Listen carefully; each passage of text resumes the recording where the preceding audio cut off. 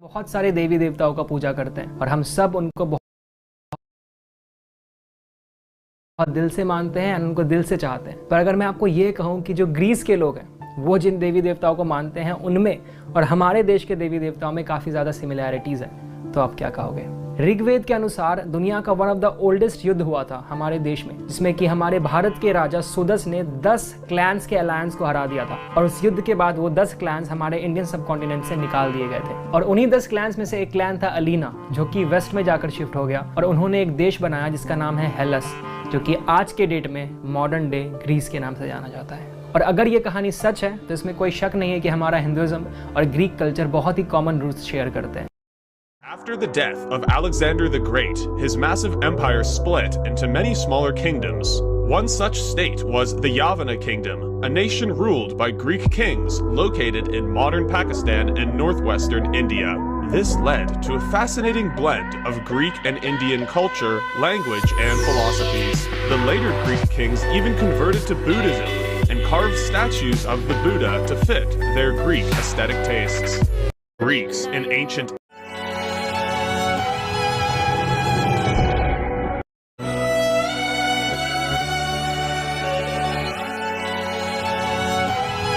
जब Greek historian Megasthenes 4th century BC में भारत आए तो भारत में मौर्य साम्राज्य अपने चरम पर था और वो अपनी किताब इंडिका में लिखते हैं कि सौरसनी नाम के ट्राइब में मेतोरा और क्लीसबोरा नाम की दो ऐसी जगह थी जहाँ पर हेराक्लीस की पूजा होती थी। अब ये सौरसेनोई शूरसेन नाम की ट्राइब थी जो श्री कृष्ण जी के ग्रैंडफादर यानी वसुदेव जी के पिता शूरसेन के नाम पर थी। वहीं मेतोरा और क्लीसोबोरा मथुरा और कृष्णपुरा नाम की जगह थी जहाँ पर हेराक्लीस यानी हरे कृष्णा जी की पूजा होती थी। और केवल मेगास्थनीज ही नहीं बल्कि क्विंटस कर्टियस नाम के एक रोमन हिस्टोरियन थे जो लिखते हैं कि जब अलेक्जेंडर राजापुरु से युद्ध कर रहा था तो राजापुरु की सेना के सैनिक हेराक्लीस यानी कि हरे कृष्ण का बैनर लेकर चलते थे। तो दोस्तों ग्रीक हीरो हेराक्लीस जो कि एक्स्ट्राऑर्डिनरी स्ट्रेंथ और करेज के सिंबल हैं और जिनसे ही इंस्पायर होकर रोमन्स ने शक्तिशाली हरक्यूलिस के बारे में लिखा, तो आश्चर्य की कोई बात नहीं होगी अगर ये दोनों के दोनों हीरो भगवान श्री कृष्ण जी से इंस्पायर्ड हों, क्योंकि जहाँ श्री कृष्ण जी ने कालिया नाम के सर्प का वध किया वहीं हेराक्लीस ने हाइड्रा का। जहाँ श्री कृष्ण जी ने चिड़ियों के दानव बकासुर को मारा वहीं हेराक्लीस ने द सिम्फेलियन बर्ड्स को।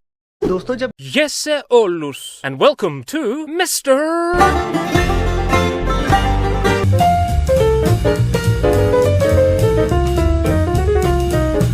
This is Europe, and here's Greece. Now, Pame, Daxi. Greece sits among the most ancient of the nations, and by Neolithic times was producing skilled artisans. These strange-looking marble figures were carved by the mysterious Cycladic culture. But the first advanced civilization of Europe arose on the Greek island of Crete, known to us as the Minoans. The Minoans are also something of a riddle, but seem to have had it pretty good. There's not really any evidence of warfare among them, but there's dolphins, and bull leaping, and fishing. I can't think of a Bronze Age people with a more cheerful form of art than the Minoans. They were also clever constructionists, building big palaces and sewerage systems, and writing in a script which no one's deciphered, and trading with their neighbours across the seas. Then, after 1,000 years or so, they slowly declined, but not before they'd influenced the people on the Greek mainland, whom we know as the Mycenaeans. They were not as refined or elegant as the Minoans. In fact, they were rather rough and brutish, but great warriors, with helmets made from the tusks of boars. They developed the earliest written form of the Greek language, and it is in Mycenaean times that most of the mythic Greek heroes are said to have lived. Perseus, Heracles, Achilles, Odysseus, and so on. Then everything fell to pieces pretty violently in the late Bronze Age collapse, and invasion and city sacking and population reduction followed. Greece capsized into what's commonly called a dark age for centuries, and writing and advancement mostly stopped. More light begins to trickle in as we tread into the archaic era, and some truly big things start happening. There was the establishment of the polis, for instance. Rather than being a single political entity, Greece became a patchwork of fiercely independent city-states like Athens, Corinth, Thebes, and Sparta, something Greece's mountainous geography undoubtedly had a hand in. The Greeks adopted an alphabet from Phoenicia, but added letters for vowels, the first to do so. In this new alphabet, around the 8th century BC, a man named Homer is believed to have written the wondrous epic poems the Iliad and Odyssey, thus inaugurating Western literature. The Greeks also started having some fun, initiating the Olympic Games, and then going on to build big temples and founding colonies all over the place from Spain to the Ukraine. Then you had mathematicians like Pythagoras and philosophers like Thales, who predicted an eclipse, and Cleisthenes, who formulated a system of government known as democracy in Athens. You might be asking, what magic is this? Why did the Greeks suddenly burst out in unheard of barrages of brilliance? That's a very, very good question. Anyway, while all this was going on, a shadow was approaching from the east, the Persians. By the 5th century BC, the Achaemenid Persians had gobbled up a colossal empire, gulping down Greek regions in the process. And when the Greeks here revolted against foreign rule, with support from Athens and Eretria, and burned the Persian regional capital, the Persians under King Darius quashed the rebellion and vowed to invade Greece and make it pay. Persia at this point had the biggest empire history had ever known, and they marched into Greece, and of course Greece had absolutely no chance, and oh wait, the Greeks won. In a startling twist, the Athenians and Plataeans under Miltiades routed the Persians at the Battle of Marathon and sent them packing. One Greek even tried to pull a Persian ship back with his hands. 10 years later, the Persians returned, this time with a much, much bigger army. The multi-ethnic forces swept in by land and sea and met with ferocious resistance, most famously from Leonidas and his 300 Spartans and their allies at the Battle of Thermopylae, where for 3 days the Greeks held their ground against a force at least 10 times their size. Meanwhile, the wily Athenian Themistocles scored a victory for the Greek fleet at Salamis after tricking the Persians into some narrow straits to their destruction. When the Greeks under Spartan general Pausanias triumphed at the Battle of Plataea, the Persian conquest was effectively stopped, and a jubilant confidence infected the Greek world. Greece in the 5th century BC entered its classical phase, an age of cultural scintillation. The apex of it all was in Athens under Pericles, who sought to beautify the city after the Persians had burned it, and did so. The Parthenon, that sparkling Doric temple to Athena crowning the Acropolis, proving the most spectacular structural symbol of the age. Greece's golden era birthed the immeasurably influential philosopher Socrates, who taught Plato, who taught Aristotle. Sculptors fashioned artworks of astonishing skill. We meet Herodotus, known as the father of history, and Hippocrates, known as the father of medicine. Meanwhile, playwrights entertained crowds in theatres with their comedies and tragedies. But Athens had attained great wealth and power, and other Greek states were getting wary, especially Sparta. And of course the two ended up at each other's throats. Enter the Peloponnesian War, a devastating conflict that eventually saw the Spartans victorious and Athens humiliated. The Thebans later enjoyed a time of supremacy, but then along came Macedon. Macedon, or Macedonia, was the northernmost spot of the Greek world, but viewed as something of a backwater. The Macedonians spoke a Greek dialect, worshipped the Greek gods, and competed in the Olympics, which only Greeks were allowed to do. But they didn't think much of the whole democracy thing, and preferred the Homeric warrior-king system of our old rugged friends the Mycenaeans. Macedon's ascent was the result of an able king called Philip II, who reformed the Macedonian army, subdued his enemies, and unified most of Greece under his rule, before being assassinated and succeeded by his young son, Alexander. Alexander was even more ambitious and ruthless than his father, and set off to punish Persia for their invasion of Greece once and for all. In an extraordinary campaign which evinced his military genius, and after numerous battles, none of which he lost, he conquered the Persian Empire and carved out a gigantic kingdom stretching from Egypt to India, before dying in Babylon aged 32. While his reign was short, his legacy was not, and the language and culture of Greece spread through the Eastern world. Alexander's empire ended up split into different bits, these two proving the strongest, and the city of Alexandria in Egypt became the intellectual capital of the Western world for centuries. But next door waxed a ravenous beast called Rome, and after a number of wars, the Romans conquered Greece in 146 BC, and over the next century snapped up the other Greek-run regions around the Mediterranean. Though subjugated, the culture of Greece permeated Rome, and educated and artistic Romans constantly looked to Greece for inspiration. It was during Roman rule in the 1st century that a strange new religion called Christianity came to Greece, the Apostle Paul himself preaching in Athens and founding churches across the land. Thanks to Alexander, Greek was the common language of the Eastern Roman Empire, and Christianity could spread very quickly, and it did, and the New Testament was originally written in Greek. While the early church suffered persecution, it only grew the more, and eventually became the favored faith of both the Eastern and Western Roman Empire. When Western Rome fell in 476, the Eastern Empire, including Greece, survived the fall and would last another 1,000 years. This Byzantine Empire, with its glittering capital at Constantinople, was strengthened by Justinian I,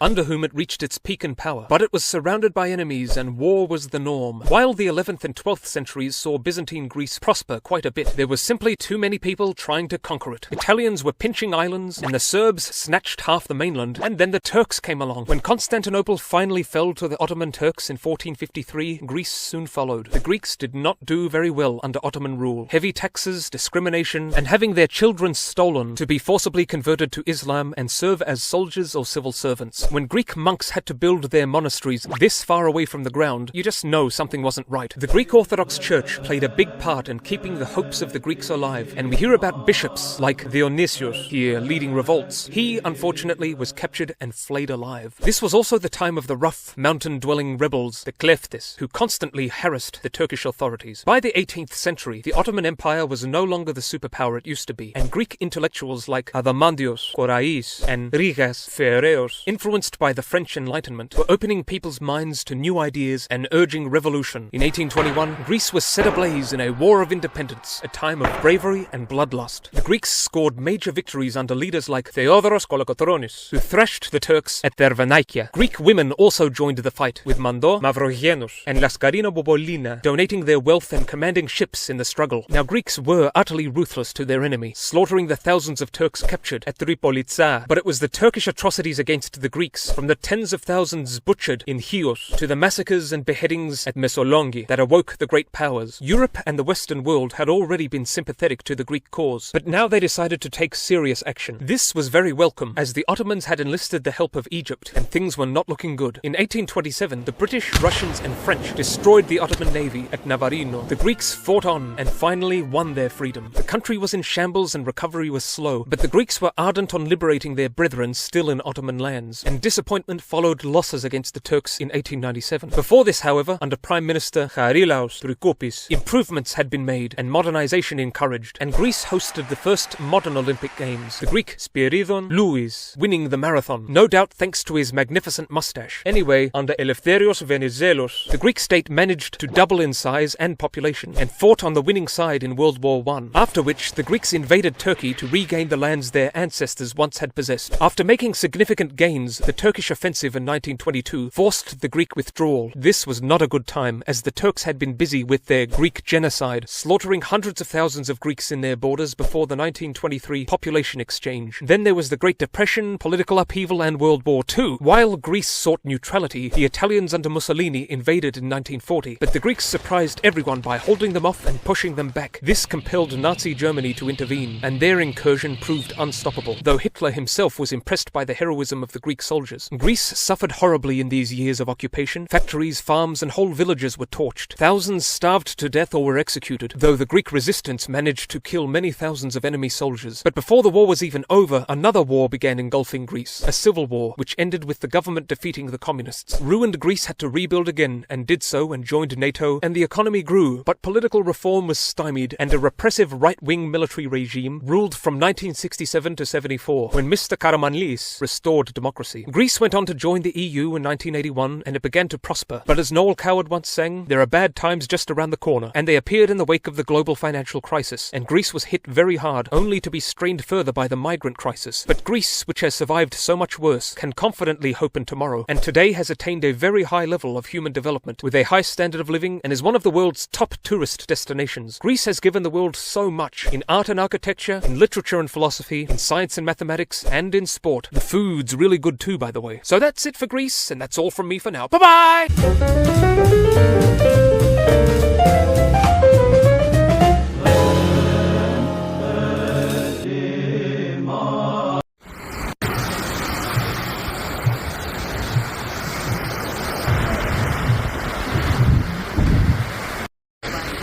About Cyprus. The island of Cyprus is divided between these three nations, and Cyprus at its greatest extent used to look like this. Cats were first domesticated in Cyprus, and Cyprus is home to more cats than humans. Cyprus is the first country in the world to display a map on its flag, and it is also home to the fourth most important shrine in Islam. Things you might not know about Cyprus. Cyprus, they usually assimilates it with this island here in the Mediterranean Sea, most probably because of Cyprus' flag.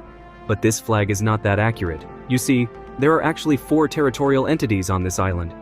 This part here called the Republic of Cyprus, the Turkish Republic of Northern Cyprus, and 2 British military bases that are actually British territories. You notice here this narrow strip of land separating the 2 republics. This is a United Nations buffer zone occupied by UN peacekeeping forces. But why? After gaining its independence from the British Empire in 1960, Cyprus owned most of the island except these 2 areas that served as British military bases.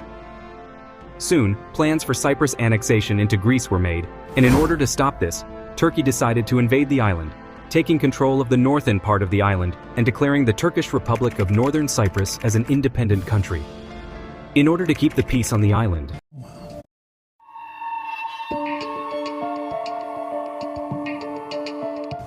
διότι όπως ξέρουμε το Ισλάμ οι πολίτες του δεν είναι θρησκεία. Είναι πολιτικό κόμμα. Είναι πολιτική επιδίωξη. Και είναι οι άνθρωποι του πολέμου. Οι άνθρωποι της εξαπλώσεως. Αυτό είναι χαρακτηριστικό του Ισλάμ.